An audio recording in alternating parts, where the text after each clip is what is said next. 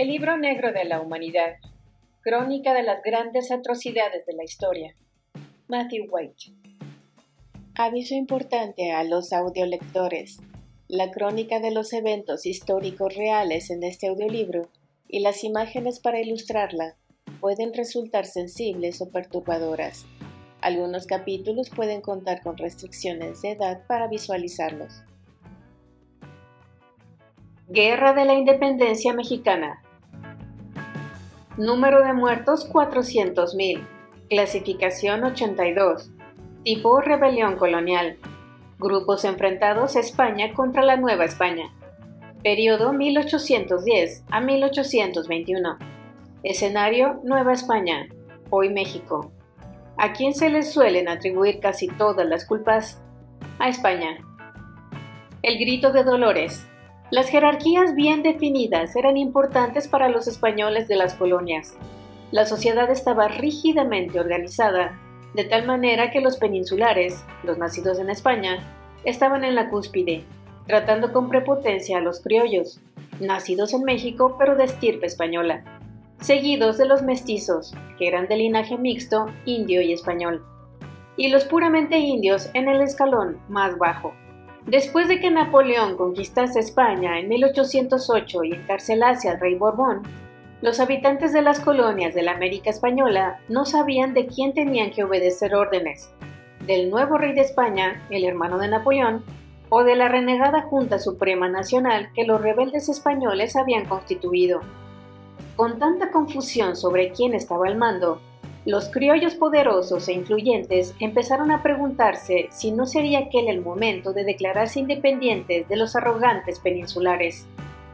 En septiembre de 1810, las autoridades de México empezaron a elaborar una lista de revolucionarios conspiradores y el padre Miguel Hidalgo, un sacerdote católico de la ciudad de Dolores, y la siguiente persona en su lista tomó cartas en el asunto.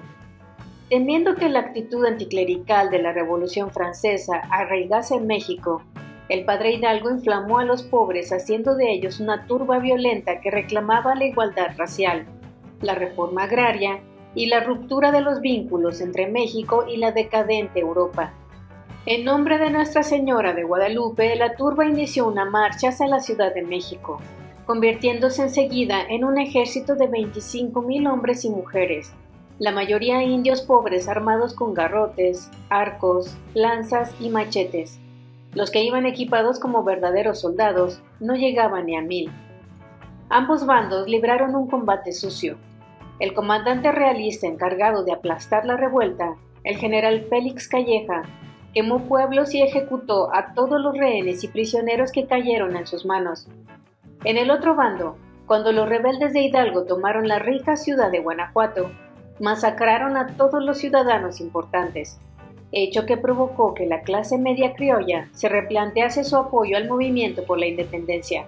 A pesar de todo, el ejército rebelde pronto incrementó su número hasta 80,000 hombres, e Hidalgo atravesó la línea enemiga en el Monte de las Cruces. 2,000 rebeldes murieron en aquel combate, y los realistas se retiraron ordenadamente. A medida que se alargaba la ofensiva, la fuerza rebelde se iba erosionando. 40,000 rebeldes desertaron antes del siguiente enfrentamiento, una batalla que redujo la fuerza de Hidalgo a 7,000 hombres con tan solo 600 mosquetes. Finalmente, en enero de 1811, los realistas derrotaron contundentemente a los rebeldes en una batalla cerca a Guadalajara. Mientras Hidalgo huía hacia los Estados Unidos, fue apresado y devuelto para enfrentarse a la Iglesia Católica, que lo excomulgó, y al gobierno, que lo fusiló. Su cabeza decapitada fue expuesta en Guanajuato hasta que México alcanzó la independencia una década después. Iturbide. La segunda fase de la guerra fue más dispersa y más desordenada. El liderazgo de los rebeldes pasó a manos de otro sacerdote, José María Morelos y Pavón. La realidad había dado al traste con la esperanza de que una insurrección espontánea pudiera expulsar del poder a los opositores. Por lo tanto, Morelos evitó la confrontación. Las fuerzas realistas, en su mayoría criollos mexicanos, contaban con 80,000 hombres y su estrategia se basaba en reducir los focos de resistencia uno a uno. En enero de 1812, el general Calleja destruyó la ciudad de Zitácuaro en el centro de una zona rebelde, especialmente conflictiva, e hizo estragos con los pueblos indios de los alrededores. El general criollo Agustín de Iturbide capturó a Morelos en noviembre de 1815.